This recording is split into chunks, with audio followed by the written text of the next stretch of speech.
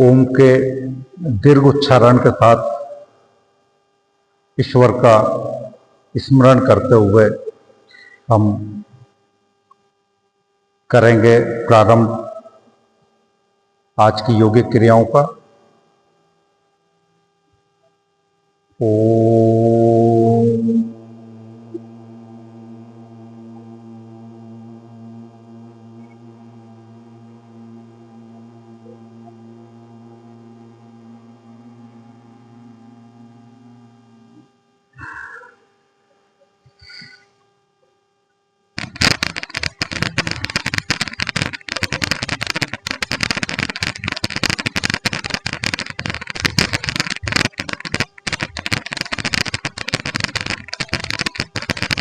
जितना ऊपर उछाल सकते हैं उछाला शरीर।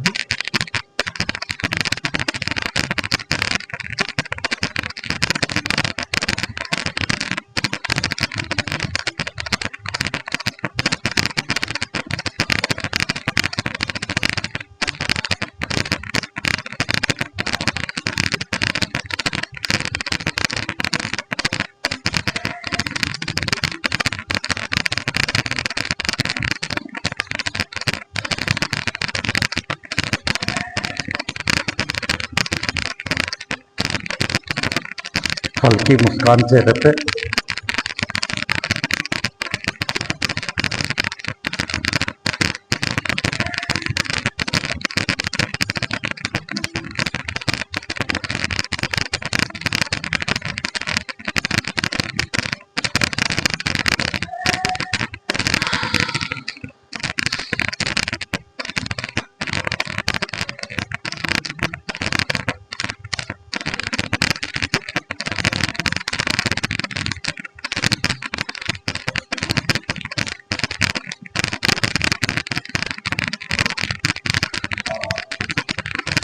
सांस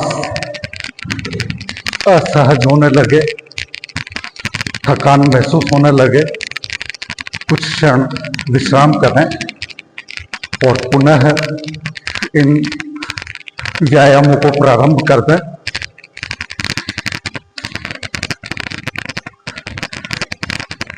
शरीर को पूरी तरह से सक्रिय करने के लिए ये व्यायाम आवश्यक है।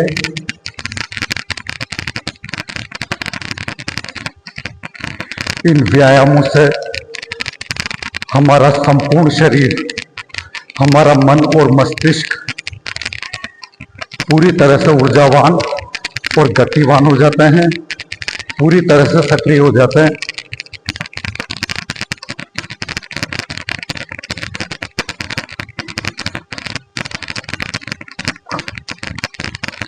हमारी नस नाड़ियां लचीली होकर मजबूत बनती है।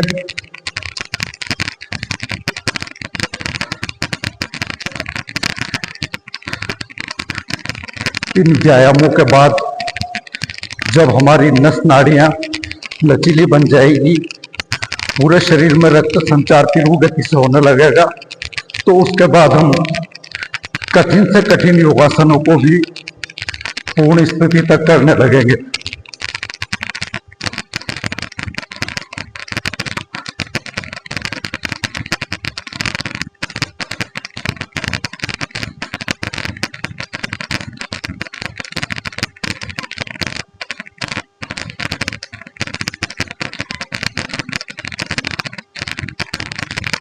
हल्की मुस्कान बनी रहे, चेहरे पे कोई खिंचाव नहीं, कोई तनाव नहीं।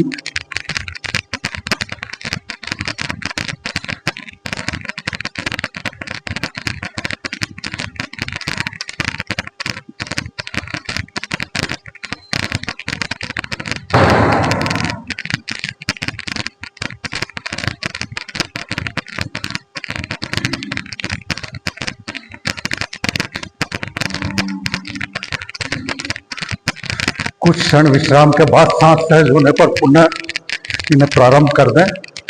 धीरे धीरे क्षमताएं विकसित हो जाएगी और बिना थके आप अधिकतम समय तक इन व्यायामों को कर सकेंगे।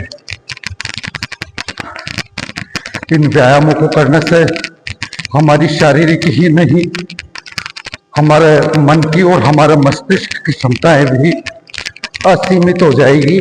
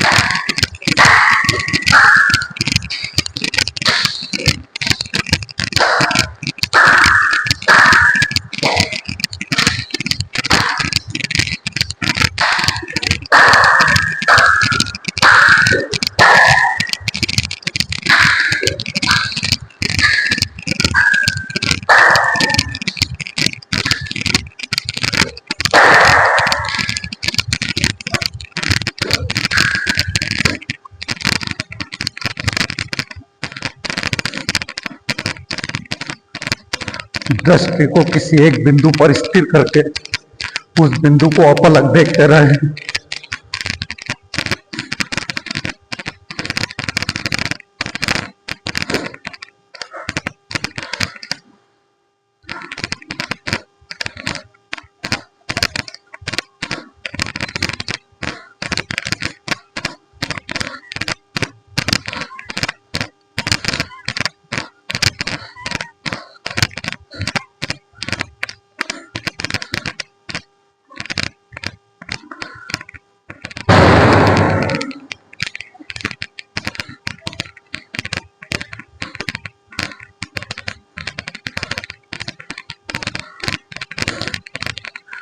घुटने को पूरा कमर तक उठाएं।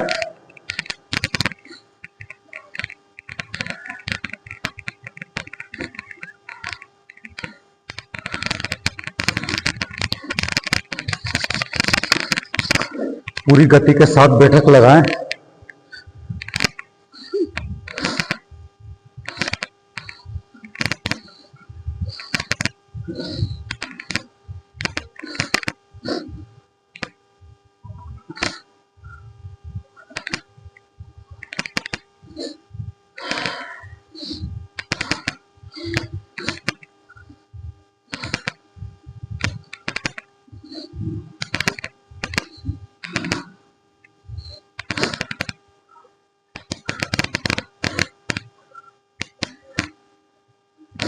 हाथों को सक्रिय करें।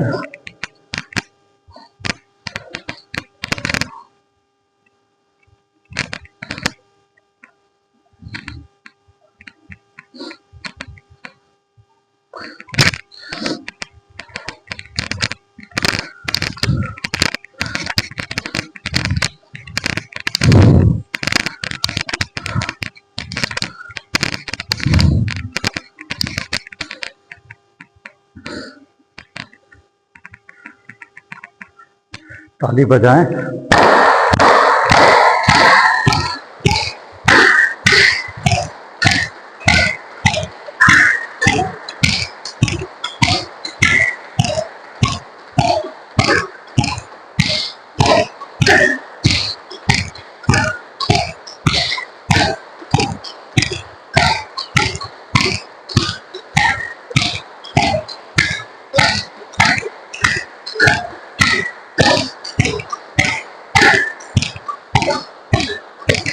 देखो जल्दी जल्दी खोले, जल्दी जल्दी बंद करें।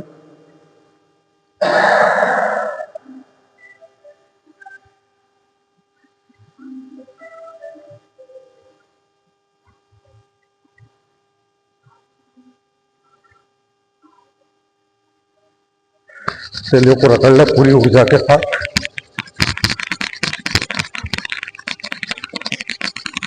गर्दन को संचालित करें।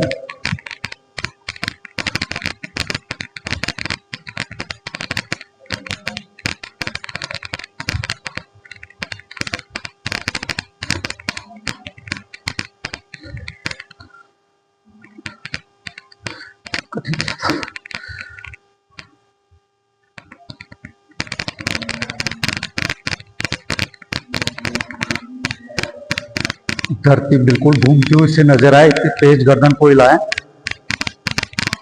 गर्दन के सभी रोग पूरी तरह से ठीक हो जाएंगे। गर्दन का सब प्रकार का दर्द ठीक हो जाएगा। गर्दन की नस नाड़ियां लचीली बनेंगी। गर्दन सुंदर, सुडौल और आकर्षक बनेगी। इसके बाद ताड़ासन कर लें।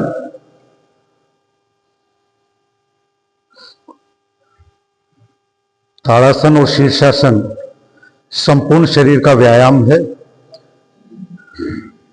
संपूर्ण शरीर में रक्त संचार तीव्र गति से होने लगता है। हर जॉइंट में पूरी तरह से स्ट्रेस आने से सभी तरह के जॉइंट्स पेन ठीक हो जाते हैं।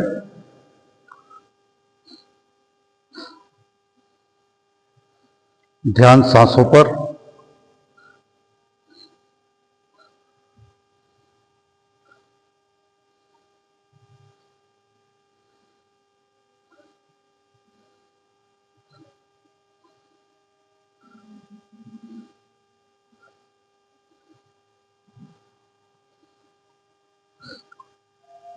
इसके बाद अर्ध चक्रासन। शरीर को जितना पीछे झुका सकते हैं उतना झुकाएं।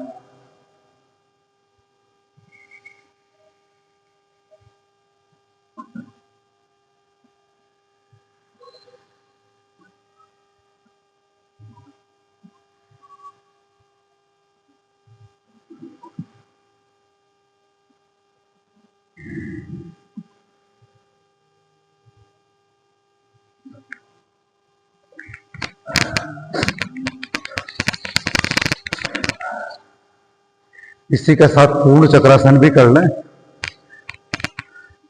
जमीन पर पीठ के बल लेट जाएं।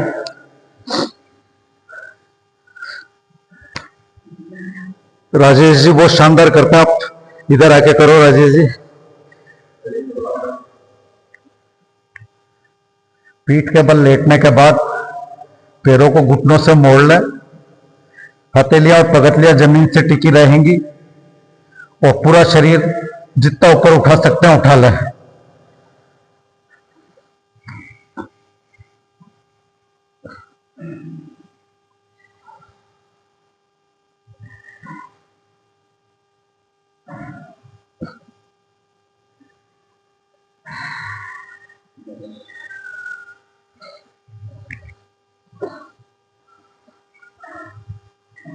कुछ क्षण शवासन में विश्राम कर लें।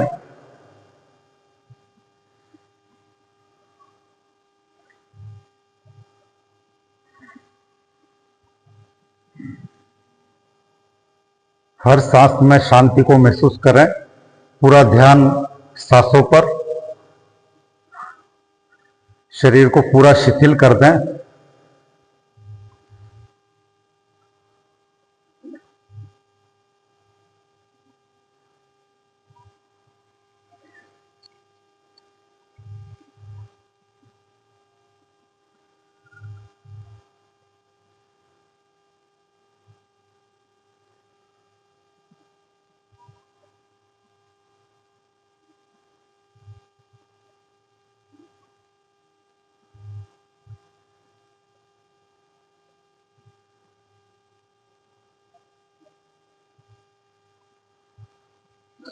वापस खड़े हो जाएं और हाथों को ऊपर उठा के हाथों से पैर के अंगूठों को छूने का प्रयास करें। घुटने मुड़े नहीं। जितना नीचे झुक सकते हैं आराम से झुकें। यह है हस्त पाद अंगुष्ठासन।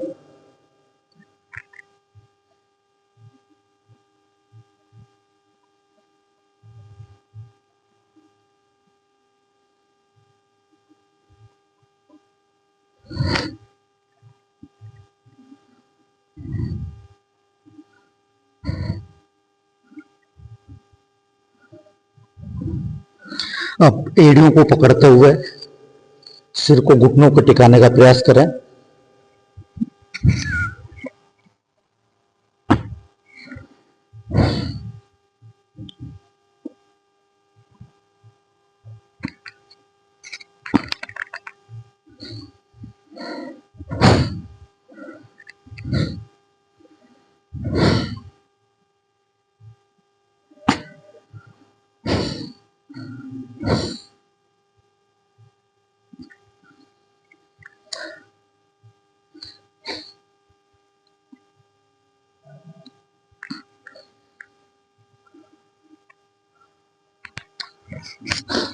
आराम से त्रिकोणासन कर लें। कमर को जितना झुका सकते हैं झुकाएं। हाथों से जमीन को छूने का प्रयास करें। घुटना मुड़े नहीं। यही प्रक्रिया दाहिनी ओर भी।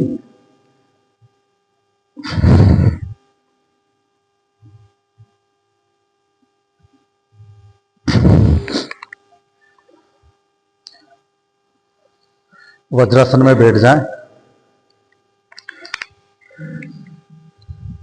बाएं पैर के अंगूठे पे दाहिने पैर के अंगूठे को और एड़ियां खुली रखें। एड़ियों के बीच में बैठ जाएं। हाथ घुटनों के पास। आंखों को धीरे से बंद कर लें। पलकों को ढीला छोड़ दें। चेहरे पर हल्की सी मुस्कान और ध्यान सांसों पर।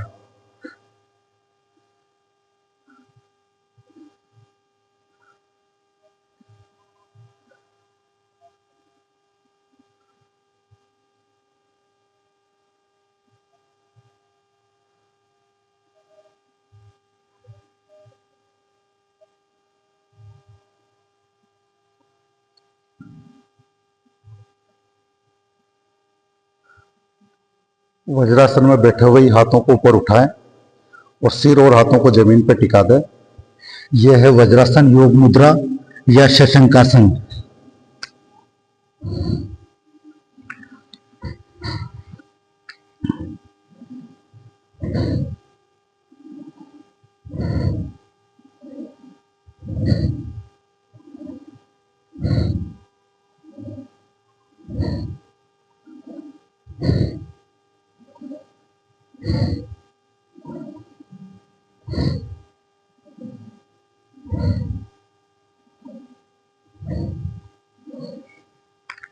अब वज्रासन में ही बैठे हुए पीठ के बल लेटना है। यह है सुप्त वज्रासन। आराम से लेटना है, झटके से नहीं। सिर के बीच के हिस्से को जमीन पर टिका लें। घुटने मिले हुए रहें और घुटनों को जमीन पर टिका लें। हाथों को नाभि के ऊपर रख लें।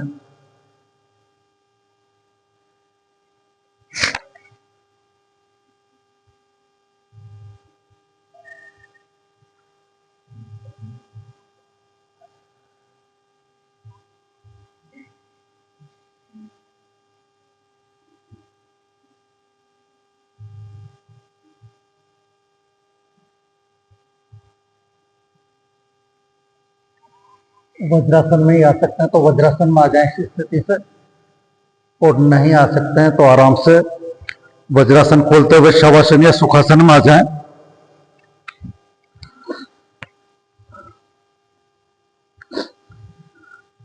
इसके बाद पेट के बल लेट जाएं।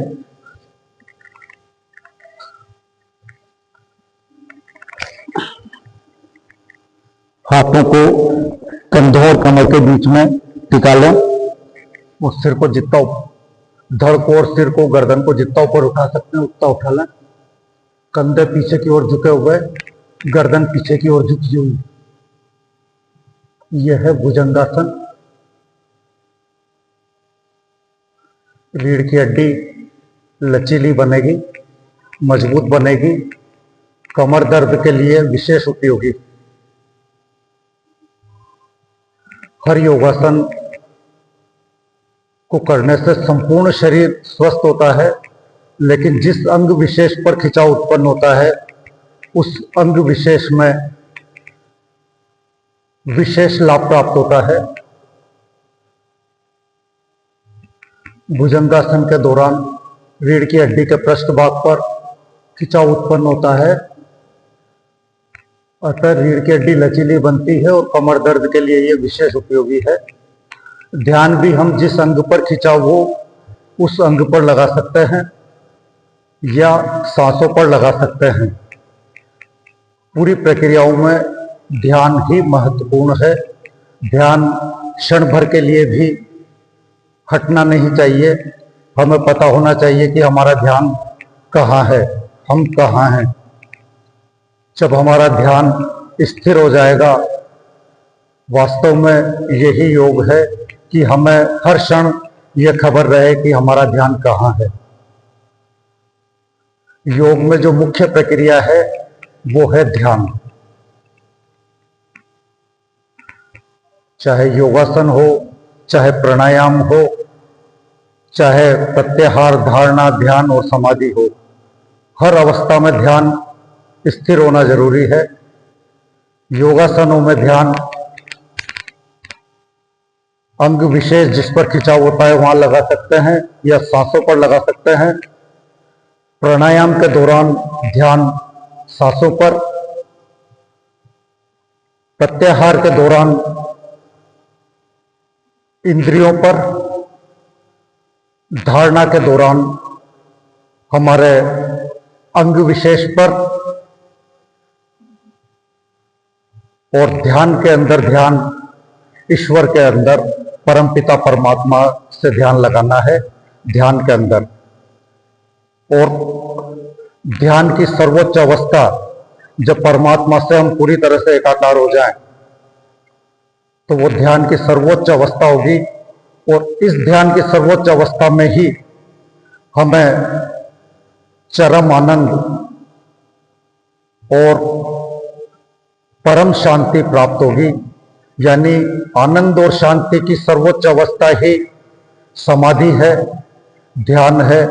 और ये योगासन, प्राणायाम और ध्यान के नियमित अभ्यास से ही संभव है, ध्यान की सर्वोच्च अवस्था यानी समाधि तक पहुंचना।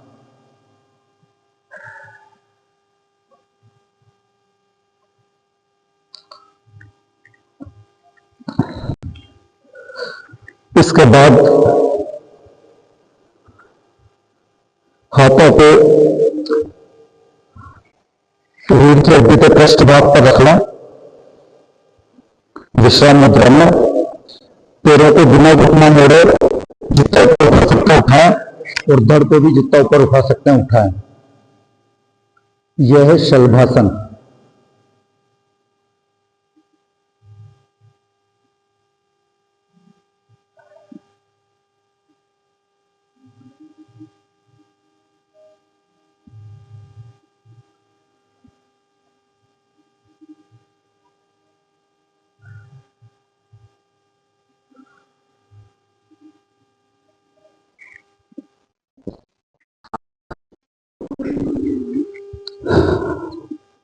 घुटनों को मोड़ते हुए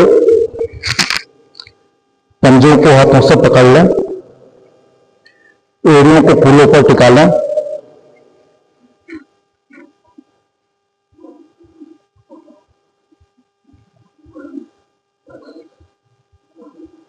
कुछ क्षण इसी अवस्था में रहें। यह है धनुरासन की प्रारंभिक अवस्था।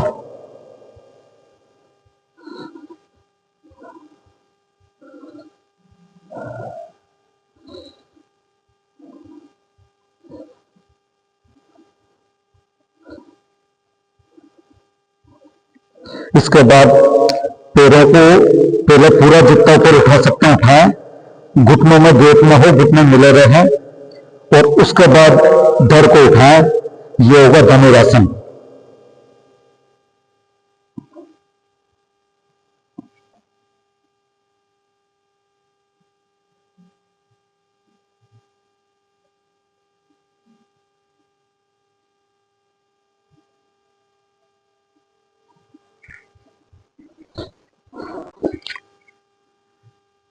पीठ के बल लेट जाएं।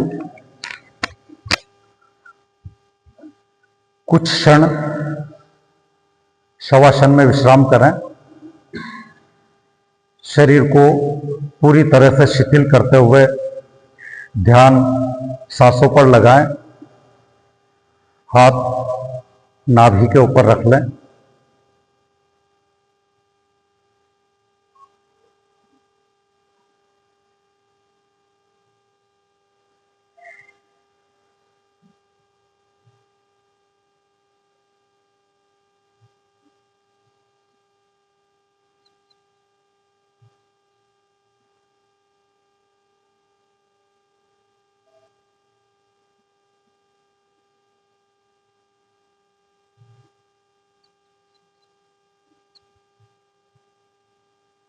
अब दोनों पैरों को मिला लें।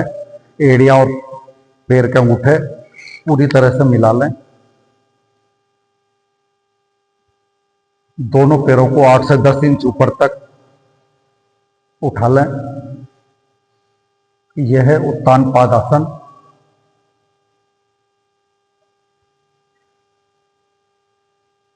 पेट रोगों के लिए विशेष उपयोगी।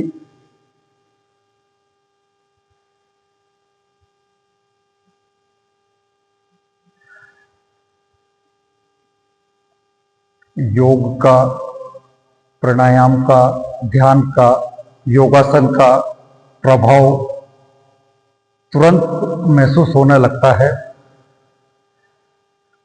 शरीर पर अनुकूल प्रभाव तुरंत नजर आने लगते हैं। बीमारियां, पुरानी से पुरानी बीमारियां भी धीरे धीरे समाप्त होना शुरू हो जाती है। और अगर कोई रोग नहीं है तो फिर रोग कभी नहीं होंगे। शरीर को अखंड स्वास्थ्य की प्राप्ति होगी।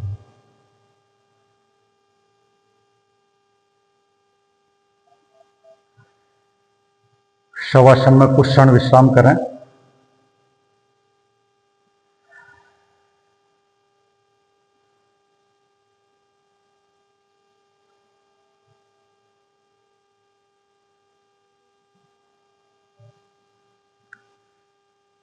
पैरों और को पूरी तरह से मिलाते हुए एड़ियों और अंगूठों को ऊपर उठा लें। धड़ को भी ऊपर उठा लें। पैर की ऊंचाई इतनी हो कि पैर के अंगूठे नजर के सामने आ जाए। यह है नौकासन।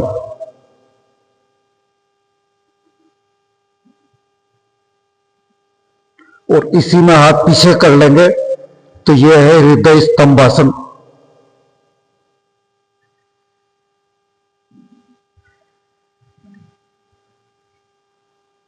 कुछ क्षण विश्राम कर लें।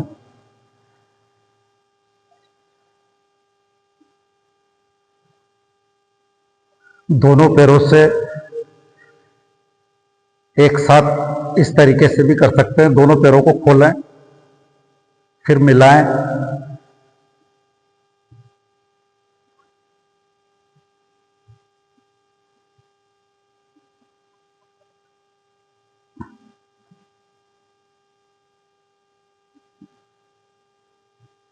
एक एक पैर से भी कर सकते हैं। दोनों से एक साथ नहीं कर सके तो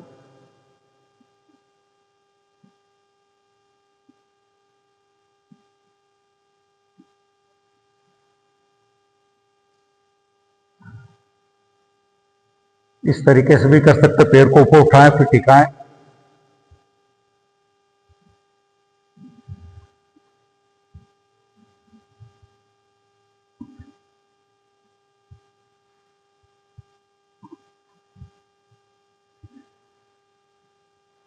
आराम से विश्राम कर लें।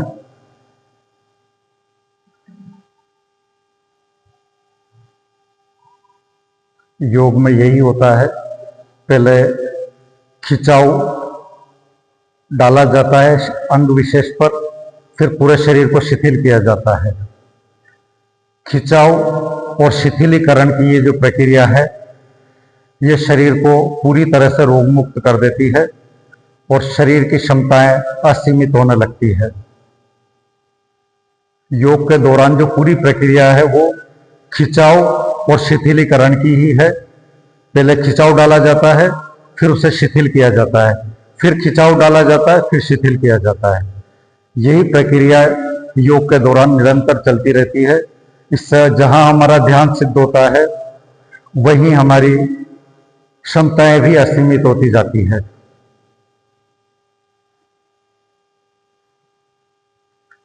पैरों को घुटनों से मोड़ते हुए उंगलियों को आपस में सटा लें। घुटनों को पकड़ते हुए ठुड्डी को घुटनों को लगाने का प्रयास करें।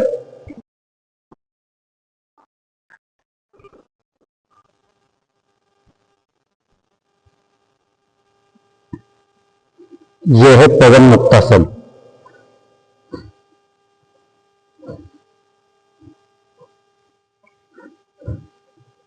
ध्यान सांसों पर।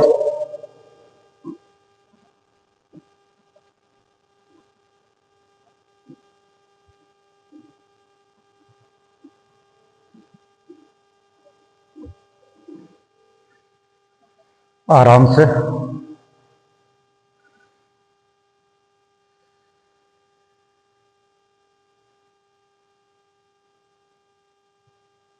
जितने समय हम योगासन करते हैं उसके तुरंत बाद उसके 25% समय के बराबर शवासन या शरीर को विश्राम देना चाहिए, जिससे कि हमारा शरीर अगले योगासन को करने के लिए तैयार हो जाए। इसके बाद पैरों को एड़ियों से पकड़ते हुए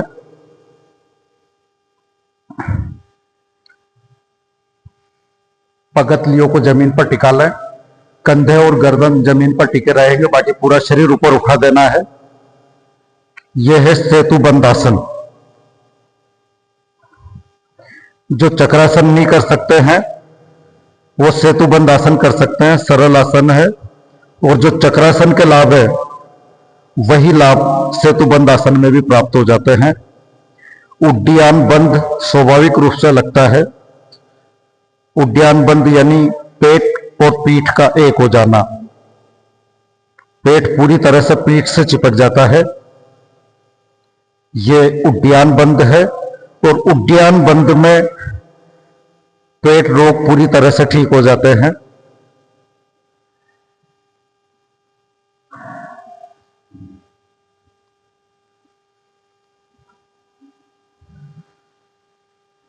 आराम से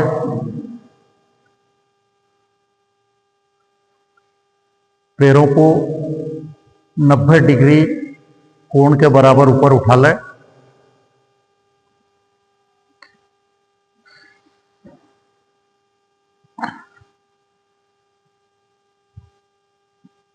घुटना मुड़ा नहीं। यह है अर्ध हलासन।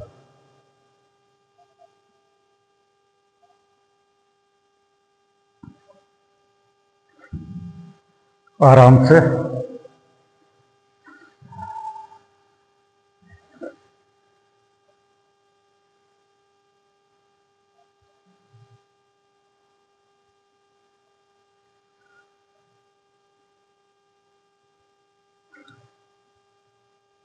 अब पैरों को ऊपर उठाते हुए पैर के अंगूठों को पीछे टिका देना है बिना घुटने मोड़े। यह होगा हलासन। पूरी प्रक्रिया में प्रयास करें घुटने ना मुड़े।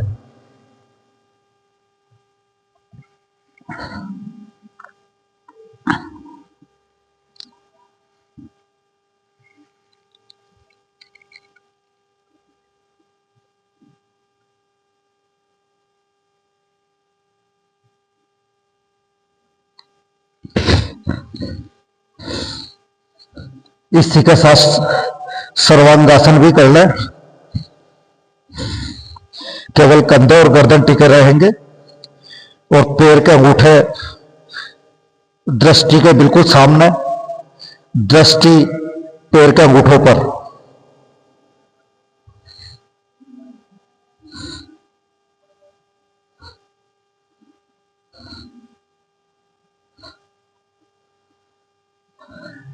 आराम से बिना घुटना मोड़े वापस शवासन में आ जाएं। हलासन वाली प्रक्रिया में अर्ध हलासन, सर्वांगासन उत्तान पादासन सभी हो जाते हैं।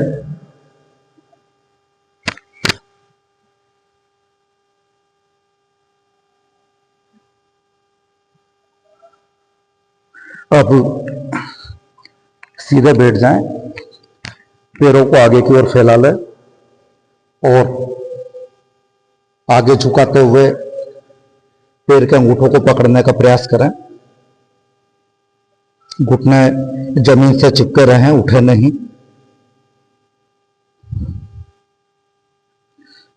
जितना झुक सकते हैं आराम से झुके, झटके से नहीं झुकना है। यह है पश्चिमोत्तानासन। सर्दी जुकाम और संपूर्ण शरीर के स्वास्थ्य के लिए विशेष उपयोगी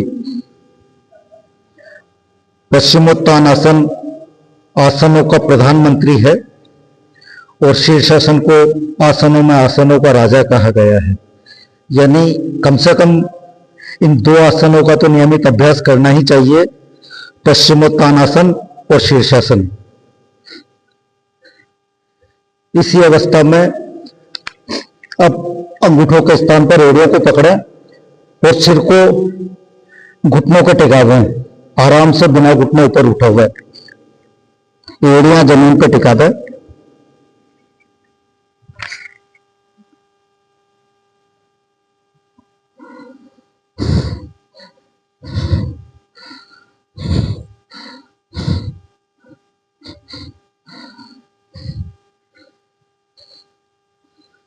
आराम से। इसके बाद पैरों की दोनों पगतियों को मिला लें, एड़ियों को गुदा मार्ग से सटा लें और घुटनों को प्रयास करें जमीन पर टिक जाए।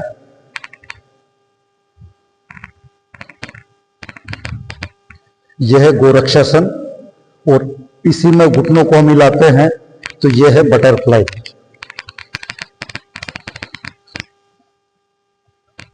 प्रोस्टेट के लिए विशेष उपयोगी, मूत्र रोगों के लिए, गुदा रोगों के लिए विशेष उपयोगी।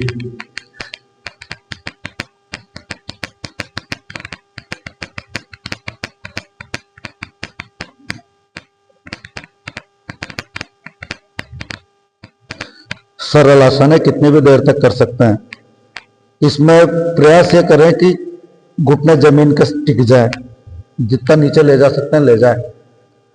टिकाए घुटनों को, एड़ियां बिल्कुल पीछे डालें। धीरे धीरे निरंतर अभ्यास से घुटने टिकने लगेंगे।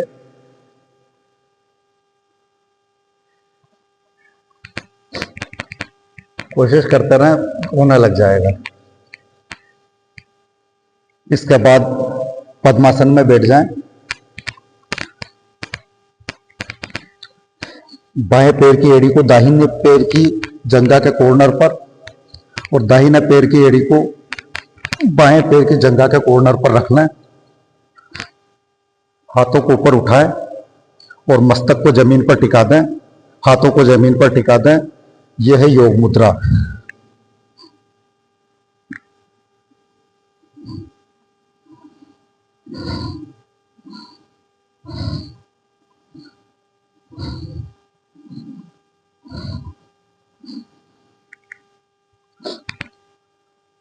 इसके बाद वज्रासन में पीठ के बल लेट जाए।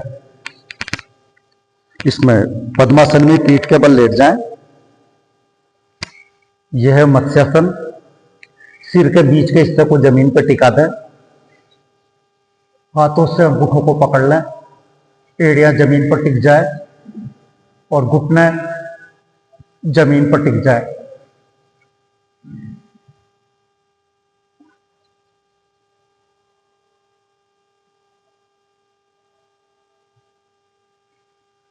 जो सुप्त वज्रासन के लाभ हैं वही मत्स्यासन के भी लाभ हैं।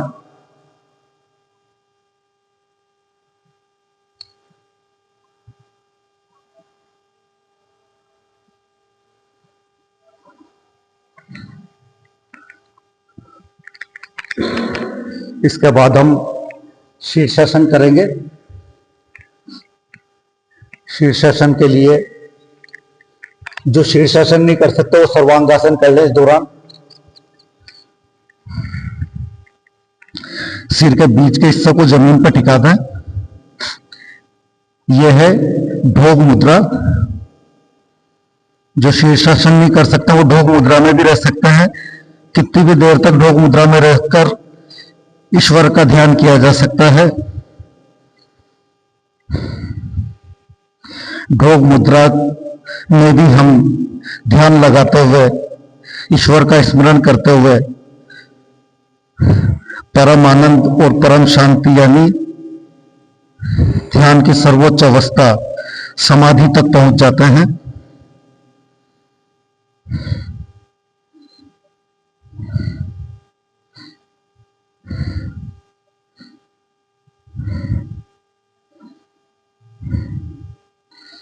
अब पैरों को धीरे धीरे ऊपर उठाते हुए पूरा सीधा कर दें।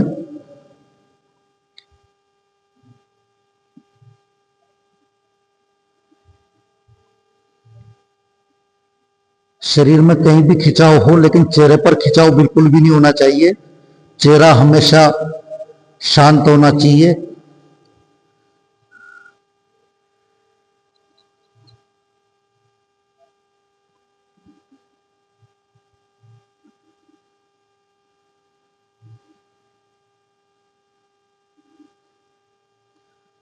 आंखों को धीरे से बंद कर लें और पलकों को ढीला छोड़ दें।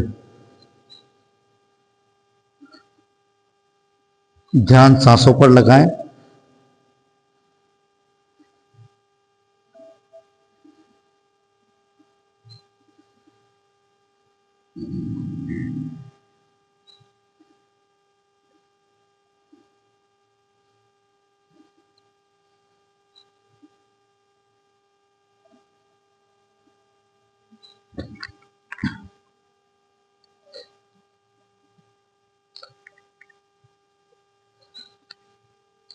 इसके बाद सिद्धासन में बैठ जाएं।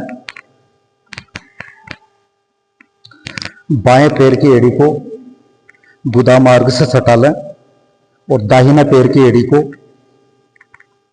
बाएं पैर की एड़ी के ऊपर रख लें। हाथों से नीचे की 3 उंगलियों से आंखों को बंद कर लें। चौथी उंगली मस्तक पर लगा लें। अंगूठे से कानों को बंद कर लें। हम करेंगे भ्रामरी प्राणायाम। रीढ़ की हड्डी सीधी हो, लेकिन कोई तनाव ना हो, कोई खिंचाव ना हो, बिल्कुल आराम से। भ्रमर की दीर्घ आवाज निकालनी है या ओम की दीर्घ आवाज निकालनी है, फिर गहरी सांस लेनी है। यही प्रक्रिया निरंतर जारी रहेगी। यह है भ्रामरी प्राणायाम। करते हैं हम भ्रामरी प्राणायाम।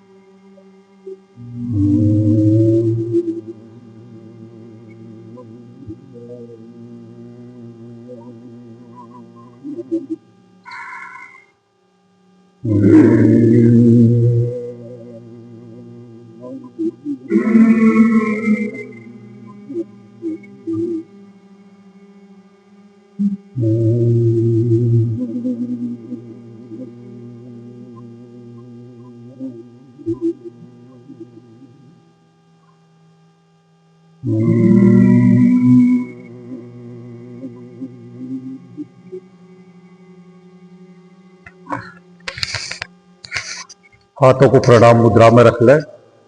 अभी तक हमने व्यायाम, योगासन और प्राणायाम किए हैं। अब हम कुछ पल के लिए, कुछ मिनटों के लिए ध्यान करेंगे। सांसारिक वृत्तियों से चित्त को हटाते हुए परम पिता परमात्मा से एकाकार होने का प्रयास करेंगे। हाथ प्रणाम मुद्रा में सिद्धासन में बैठे रहें। आंखों को धीरे से बंद कर ले, पलकों को ढीला छोड़ दें।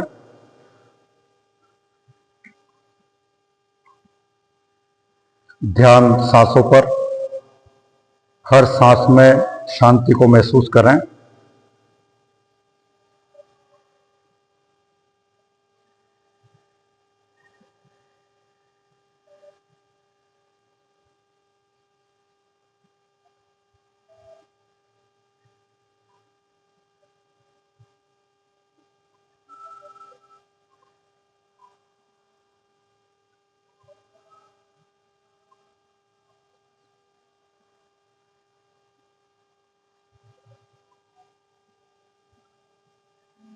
महसूस करें कि अब आपका मन पूरी तरह से शांत हो रहा है।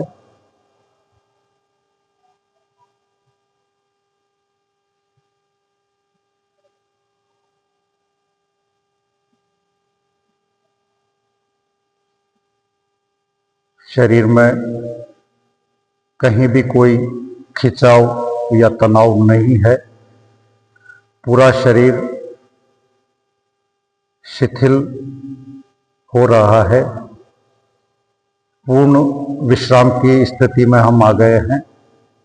पूर्ण शांति की स्थिति में हम आ गए हैं।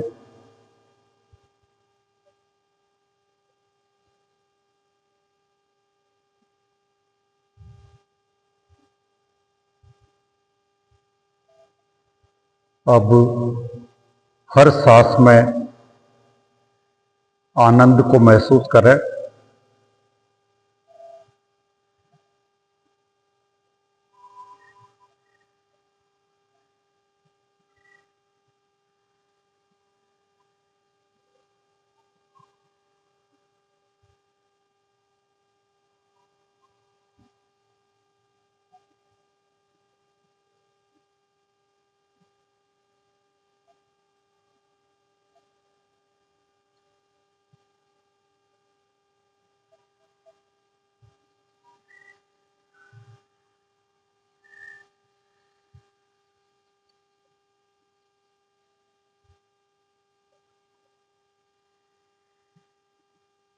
शांति और आनंद की इस परम अवस्था के बाद अब मन को ईश्वर से जोड़ने का प्रयास करें। जो भी इष्ट है हमारा, जो भी आराध्य है हमारा, उसका स्मरण करें और पूरी तरह से मन को अपने इष्ट में लगाएं, परम पिता परमात्मा में लगाएं, अपने आराध्य में लगाएं।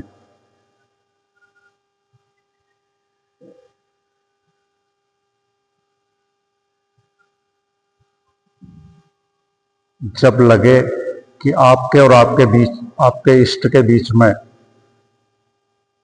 कोई दुनिया की चीज, किसी भी प्रकार का कोई अंतराल न बचा हो, यानी ईश्वर से आपका एकाकार हो रहा है, ईश्वर और आपके बीच में कोई नहीं है, तो ये ध्यान की सर्वोच्च अवस्था है। परम पिता परमात्मा से एकाकार होना, आत्मा का परमात्मा में लीन होना, अध्यात्म की भाषा में यही योग है। और वैसे हम जो भी करें पूरी तरह से उससे जुड़ जाए, वही योग है। और सांसारिक कार्यों को निष्काम भाव से करने के लिए बिना प्रतिफल पर ध्यान लगाए हुए करने के लिए इन योगिक क्रियाओं का नियमित अभ्यास आवश्यक है। इनके नियमित अभ्यास के बाद हम हमारे सांसारिक कार्यों को भी पूरी तरह से निष्काम भाव से करने लगेंगे।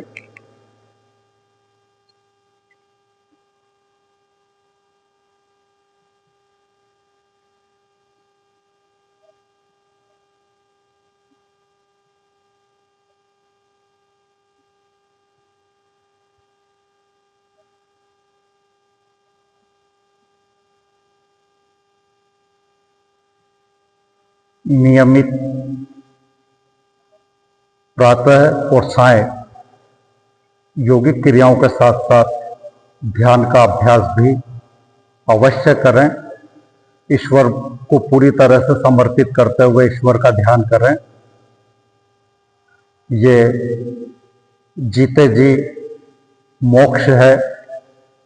जीते जी संसार के माया जाल से मुक्त होने के लिए आवश्यक है।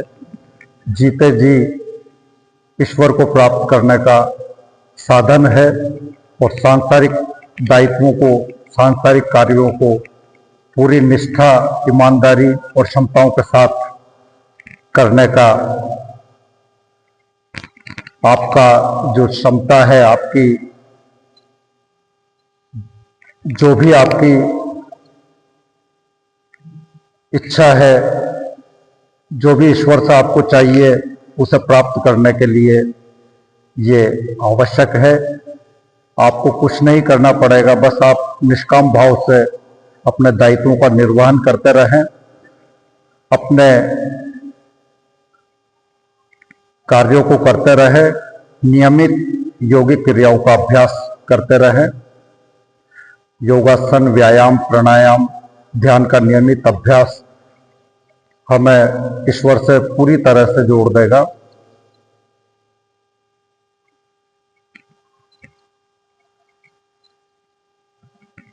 और जब हम ईश्वर से पूरी तरह से जुड़ जाते हैं तो यही ध्यान की सर्वोच्च अवस्था है, परम शांति की सर्वोच्च अवस्था है, परम आनंद है, एकाकार है ईश्वर से आत्मा का।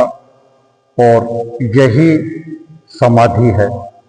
और इस समाधि की अवस्था में जितनी देर रह सकते हैं उतनी देर रहें।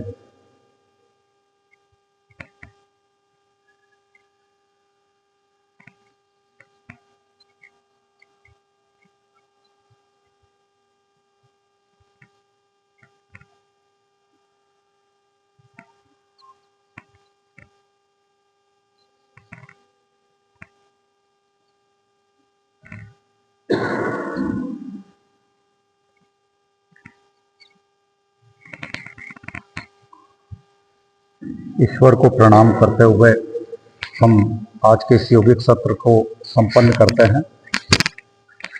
हथेलियों को रगड़कर इसकी पूरी ऊष्मा अपने आंखों सहित संपूर्ण मन, मस्तिष्क और शरीर में महसूस करें।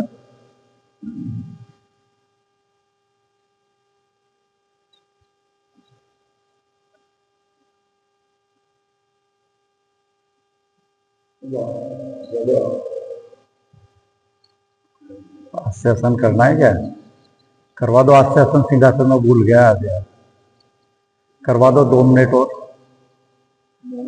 हाँ 2 मिनट करवा दो है। चलो छोड़ो, आपको ऑफिस भी जाना होगा।